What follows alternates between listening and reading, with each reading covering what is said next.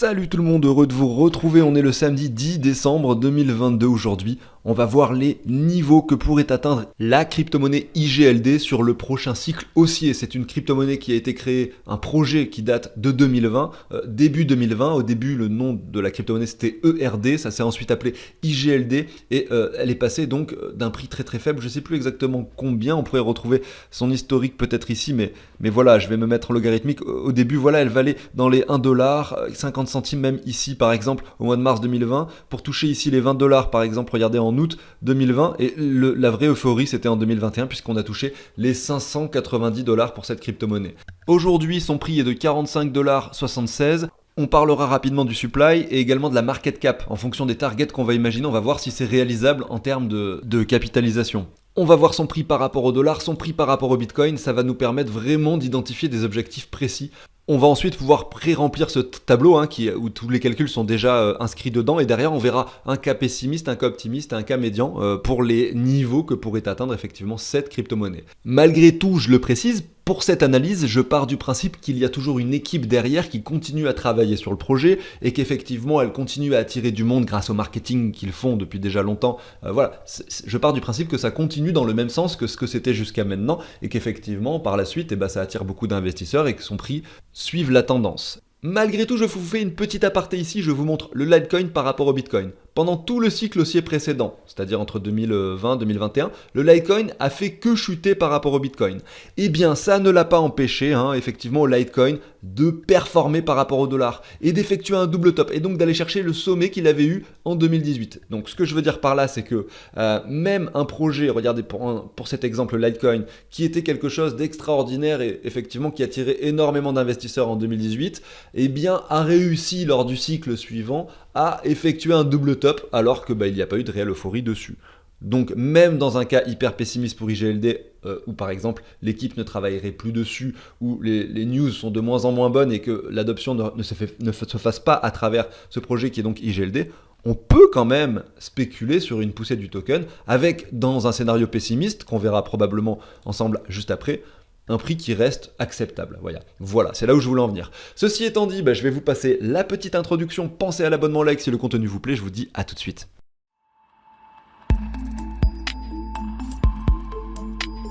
Allez, c'est parti. Avant de débuter avec IGLD, petit aparté sur le Bitcoin. Regardez son graphique ici. On reste sur un niveau très très bas. On a pété l'ancien sommet de 2018 qui était sur les 20 000 pour venir chercher les 15 485$, en tout cas ici, sur la paire BTC USDT sur la plateforme Binance. Lundi, et comme tous les lundis, on parle que du Bitcoin. On a ouvert un trade ensemble, donc lundi dernier, c'était il y a quelques jours, ici, en espérant en ouvrant ce short, en espérant qu'on vienne chercher cette target. Bon, c'est fictif, je ne fais pas réellement ces trades, c'est plus pour s'amuser. Le lundi, on essaye de prédire ou de spéculer en faisant une sorte de petit trade sur le prix futur, en tout cas de la semaine à venir, du Bitcoin. On avait imaginé qu'on pouvait revenir sur les 16 000$.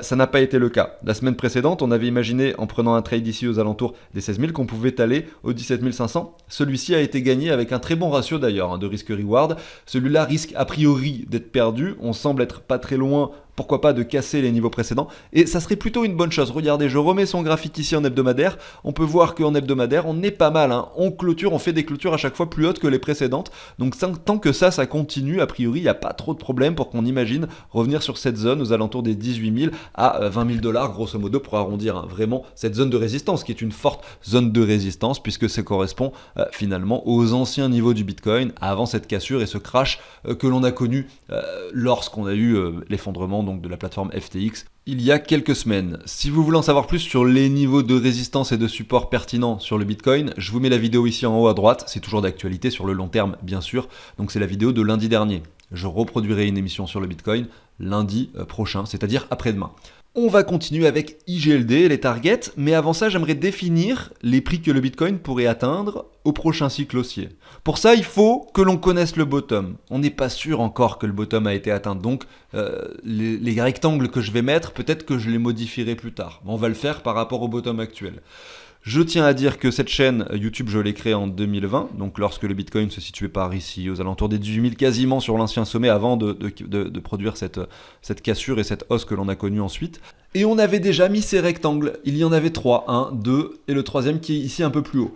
Ces rectangles qui représentent des objectifs pertinents de revente au niveau du prix du Bitcoin. On voit que 2 de ces objectifs ont été atteints et que le troisième n'a jamais été atteint tout simplement.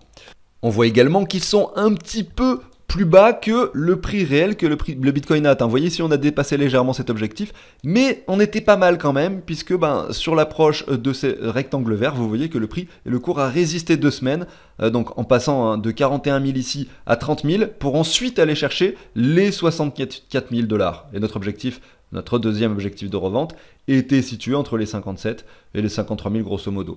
Alors comment j'ai défini ces objectifs? On va remettre le Fibo que j'avais mis à l'époque pour le définir. L'idéal, ça serait de se mettre en logarithmique, mais je vais pas le faire. Je vais pas le faire ici, ça serait un peu trop compliqué, ça me déforme à chaque fois mon graphique, donc je vais pas le refaire. Je vous le mets ici tout simplement, le Fibo. Vous voyez qu'on a, je l'ai peut-être pas mis de façon hyper précise, mais on a les 161,8 donc qui était ce premier rectangle vert, les 261,8 qui était le second, et ensuite le troisième c'était les 423,6. Donc on va faire exactement le même travail, et dès aujourd'hui on va pouvoir se mettre les rectangles verts pour spéculer sur un prix du Bitcoin dans 1 an, 2 ans, 3 ans, en cas de prochain cycle haussier. Bien sûr, comme je le dis, en fonction du prix du Bitcoin, c'est-à-dire si on vient chercher les 10 000 $, on pourra modifier nos rectangles, parce qu'il faut prendre avec ce Fibo le bottom, et là le bottom, peut-être qu'il n'est pas encore connu. Donc pour faire ce travail, je récupère la hausse précédente. Bon, on va prendre, allez, en réalité je pourrais prendre le crash Covid, ça dépend, ça va pas changer grand chose sur le Fibo, vraiment en termes d'objectifs ça va quasiment rien changer, donc je vais rester comme ça. On est bon, on va pouvoir se mettre les différents rectangles verts au niveau des objectifs pour le Bitcoin, et je parle ici du prochain cycle qui aura peut-être lieu dans 1 an, 2 ans, on ne sait pas encore. Celui-ci c'était l'objectif, le troisième, donc de ce bull run là, qui n'a jamais été atteint entre les 85 et les 90 000 $. On peut donc le supprimer, on va même le garder, on va le réutiliser pour la suite. Alors on va le mettre, on positionne notre premier objectif sur les 100% de Fibo. Donc si, je l'ai mis tout à l'heure, le Fibo, vous avez vu, on avait touché donc ici les 161,8 et ici les 261,8. Voilà, je le rappelle par rapport au cycle précédent pour pouvoir comparer et pour vous dire également que les 100% c'est un objectif assez faible. Et ça représente les 81 000 $. Pour moi, c'est pas le plus logique, mais voilà, après tout peut arriver. Le Bitcoin est de moins en moins puissant, il est de moins en moins volatile et de plus en plus capitalisé. Il y a un moment, il va forcément arrêter de faire de nouveaux sommets. Il y a un moment. Forcément, il faut bien le comprendre, ça je vais quand même essayer de vous le mettre ici. Le Bitcoin, depuis 10 ans, il fait ça. Il y a un moment où il arrêtera de faire un nouveau sommet. C'est-à-dire que quand la capitalisation boursière sera vraiment très importante et quand l'adoption, admettons, aura lieu, admettons que c'est vraiment un truc qui joue vraiment un rôle de réserve de valeur, etc., eh bien, il fera probablement quelque chose comme ça, il va le fluctuer. Évidemment, il faudra prendre en compte l'inflation des monnaies en question, mais pour l'instant, on voit bien que c'est indécent les montées qu'il fait, le Bitcoin. Ça va pas être comme ça tout le temps. Donc est-ce que c'est pour ce cycle, effectivement, est-ce que c'est ce cycle-là qu'on fera pas de nouvelle ATH et qu'on a un Bitcoin effectivement qui latéralise et qui stagne sur les 30 000 $, admettons, j'en sais rien, pendant 50 ans? Je ne pense pas. Selon moi, on est encore dans une phase au niveau de l'adoption des crypto-monnaies de la blockchain très très précoce, et donc j'arrive à spéculer sur le fait que le Bitcoin puisse de nouveau, lors du prochain cycle de 2024, faire un ATH. Donc les 100% qui restent, donc selon moi un objectif très faible, et le premier, les 81 000. Ensuite, on a les 123,6 aux alentours des 96 000 $. Celui-là, pour moi, il est très pertinent. Les 96 000, c'est un petit peu en dessous du niveau psychologique des 100 000, et en même temps, ça représente en plus les 123, une target de Fibo, donc c'est pertinent. Ensuite, on a les 121 000 s'il veut être un peu plus bullish, et les objectifs supplémentaires, je vais les mettre, mais selon moi, c'est pareil. On va pouvoir se faire des couleurs sur ces rectangles. Celui-ci, je vais le mettre, par exemple, en orange, pour indiquer que c'est pas un objectif que je privilégie. Celui-là également, on va le mettre en orange, c'est pas un objectif que je privilégie. Les deux que je privilégie, c'est ces deux-là, donc 96 et 121 000. Et derrière, on va également mettre celui-ci vraiment pour le fun, parce qu'il y a le Fibo et parce qu'on doit le mettre. Mais effectivement, je pense pas du tout que cet objectif soit atteint, c'est-à-dire les 294 000 sur le Bitcoin lors du prochain cycle. À moins qu'il y ait une inflation énorme et que l'euro ne veut plus rien, peut-être qu'à ce moment-là, oui, il pourra le dollar ne vale plus rien, à ce moment-là, peut-être que oui, il vaudra 300 000 $, mais c'est pas forcément le scénario que je privilégie. Vous voyez, j'ai mis mes objectifs un peu après le halving. Vous voyez qu'ici vous avez le halving, le sommet qui s'effectue ici, donc une année et demie après. Donc en réalité, j'aurais pu les décaler plus tôt par ici. Mais bien sûr, on aura le temps de le faire, on est qu'en décembre 2022, c'est pas pour tout de suite. Peut-être que là, on va faire quelque chose comme ça, faire un plus bas, et je me réserverai forcément le droit de modifier mes targets en fonction du bottom réel qui sera atteint. Peut-être que c'est pas encore maintenant. Voilà pour les objectifs du Bitcoin, donc je récapitule, 81, 96, 121. Donc au niveau de notre tableau, la semaine dernière j'ai fait la même mission pour Matic en essayant d'imaginer les prix que Matic pourrait atteindre par rapport au dollar, en regardant son graphique par rapport au Bitcoin, par rapport au dollar, exactement pareil que ce qu'on va faire aujourd'hui avec IGLD. Sauf que j'avais pas fait d'analyse sur le Bitcoin et j'avais indiqué des prix, alors je viens de les changer mais je vous mets les prix précédents, j'avais mis 80 000 et 130 000. Donc maintenant on va pouvoir ajuster avec ce qu'on vient de voir comme objectif. Donc en l'occurrence 121 000 qui représente les 161,8 de Fibo. Ici, ceux qui comprennent pas forcément ce que je suis en train de faire, pourquoi est-ce qu'il met les prix du Bitcoin, vous allez comprendre au fur et à mesure de l'émission, ne vous inquiétez pas. Les 80 000, ça va être 96, et les 50 000, du coup, on avait dit 81 000. Voilà, je vais enlever les 50 000 qui n'avaient pas trop d'intérêt. 20 000, ça correspond au prix actuel du Bitcoin. C'est simplement pour nous faire cette petite image. On voit que les altcoins sont très hauts en ce moment par rapport au Bitcoin. Donc, si on a une altcoin dominance qui explose tout, et donc une alt season qui serait en début 2023, par exemple, chose qui serait pas du tout logique, mais bon, après, des trucs pas logiques, il s'en passe plein tous les jours, donc ça reste imaginable. Et donc, on va le laisser sur une temporalité. Vous l'avez vu ici, je le mets en 2023. En ce qui concerne les 81, 96 du coup et 121, ça pour ces trois targets là, bien sûr on parle du prochain cycle haussier qui, selon en tout cas la temporalité, pourrait avoir lieu seulement après le halving qui est en 2024, donc probablement un ATH fin 2024, voire mi-2025. On passe maintenant sur IGLD, voilà la partie intéressante commence, vous voyez qu'ici il a eu son cycle haussier, donc là c'est le prix de IGLD par rapport au Bitcoin. En termes de performance, si je prends novembre 2020 ici, donc vous voyez c'est même pas le bottom, hein, mais c'est quand même assez bas, et le sommet, on a 1800%, donc x 19 pour IGLD par rapport au Bitcoin. Là, il a chuté, donc regardez ici, d'approximativement 80%. Je tiens à préciser qu'aujourd'hui, il a une certaine résilience par rapport au Bitcoin qui montre que ce projet est assez puissant, plus que d'autres. Maintenant, si on regarde en mettant le Fibo qui récupère ce cycle donc de hausse qu'on avait eu entre mars 2020 par exemple ici, novembre 2021, le sommet et le bottom récent, voilà, ce Fibo qu'on va pouvoir réajuster en fonction du prix de IGLD par rapport au Bitcoin. Si on fait finalement un bottom ici, il va falloir réajuster nos objectifs, mais ça va pas changer grand chose forcément. Derrière, voilà nos objectifs pour IGLD, en cas de prochain cycle haussier, pourquoi pas en 2024-2025, il pourrait performer par rapport au Bitcoin et atteindre ici, par exemple, les 13 309 Satoshi. Alors là, vous allez me dire, ça sert à quoi ces 13 309 Satoshi? C'est nul, ce chiffre, ça me parle pas du tout. Eh bien, c'est pas grave, c'est pour ça qu'on a fait ce petit tableau. On va dire qu'on va le mettre ici, 13 309. Et voilà, donc on voit que pour les 123,6, en fonction du prix du Bitcoin, hein, parce que c'est ça le but et c'est ça l'objectif d'avoir fait ce travail de définir quel prix pourrait atteindre lors du prochain cycle le Bitcoin, eh bien on va voir quel prix aurait IGLD. Voilà, tout simplement. Après, on a les 161,8 qui représentent du coup... Alors, est-ce que je suis sur le bon graphique? Non, c'est ici. 17 013. On va pouvoir faire la même chose ici. Donc, on met 17 013. On fait ensuite la même chose pour les 261,8. 26 605. Donc, 26 605. Et le dernier, 42 052. Hop, je suis là, 42 052. C'est bon, on a nos objectifs. Pour IGLD, on va essayer de les analyser ensemble et on va voir plusieurs choses. Donc, vous voyez, j'ai pas mis... Je pourrais le mettre d'ailleurs, hein, parce que du coup, si je veux faire correctement mon travail, il faudrait que je me fasse 4 bornes plutôt. Parce que là, on a les 100% qui sont pour moi peu probables. Le plus probable, c'est ces deux-là, donc 123 et 161,8. Et ensuite, les 261,8 qui sont également peu probables.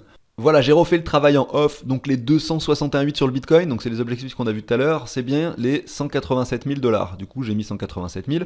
Et donc pareil, en fonction du prix de IGLD par rapport au Bitcoin et les targets, les objectifs de hausse, et ben on a ces prix-là pour IGLD par rapport au dollar.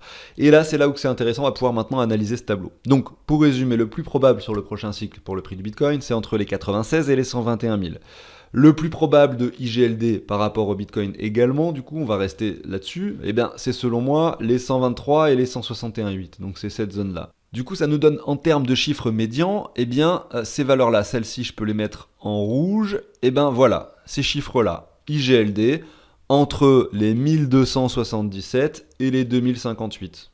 Donc cette zone de prix médiane que je reporte ici nous indique que, grosso modo, on devrait avoir entre un x27 et un x45 sur l'IGLD par rapport au prix actuel. Donc le prix de maintenant de 45 $ en plein bear market, probablement pas loin d'un bottom. Voilà, c'est ce sur quoi on spécule en tout cas ici.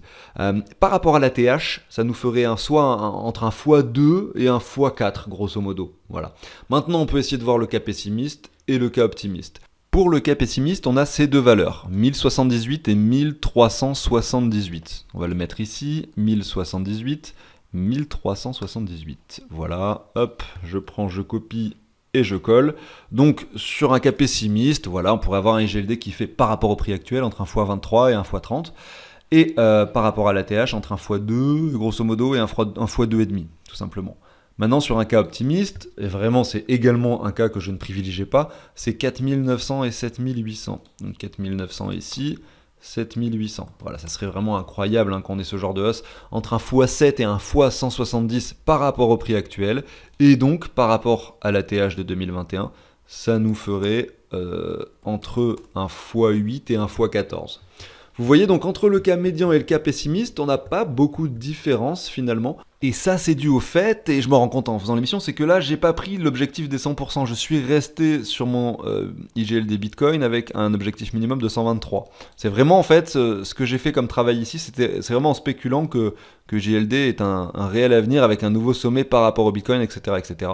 Mais j'ai pas fait de spéculation, vous voyez ici, sur le fait qu'on puisse simplement revenir, et je vous le montre ici, dans la zone de rechargement de short, avec un IGLD qui ne referait pas de nouveaux sommets par rapport au Bitcoin.